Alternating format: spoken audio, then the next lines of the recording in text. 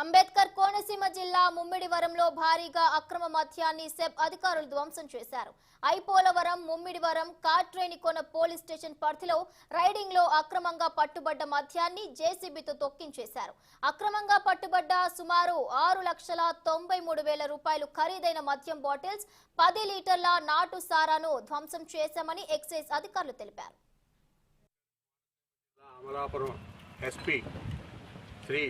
CH Sudheer Kumar Reddy గారి ఆదేశాల మేరకు, అలాగే వారు ఉత్తర్వులు ఇచ్చినటువంటి ముమ్మిడివరం పోలీస్ స్టేషన్ పరిధి, ఐపోలవరం పోలీస్ స్టేషన్ పరిధి, కాట్రేనికోన పోలీస్ స్టేషన్ పరిధుల్లో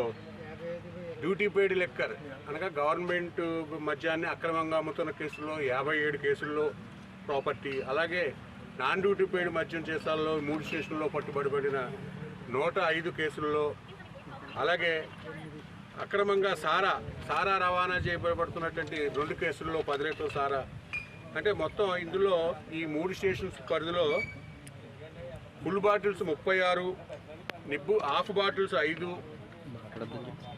అలాగే నిబ్బు బాటిల్స్ 6,679 ఫుల్ బాటిల్స్, అలాగే beer bottles 650 ml 45, 500 ml 10 bottles, అలాగే ఐడి 10 లీటర్లు ఈ ముమ్మిడివరం పరిధిలో సైటు ఈ ఖాళీ స్థలంలో బుల్డోజర్ తోటి తొక్కించి ప్రాపర్టీని అంతా కూడా ధ్వంసం చేసి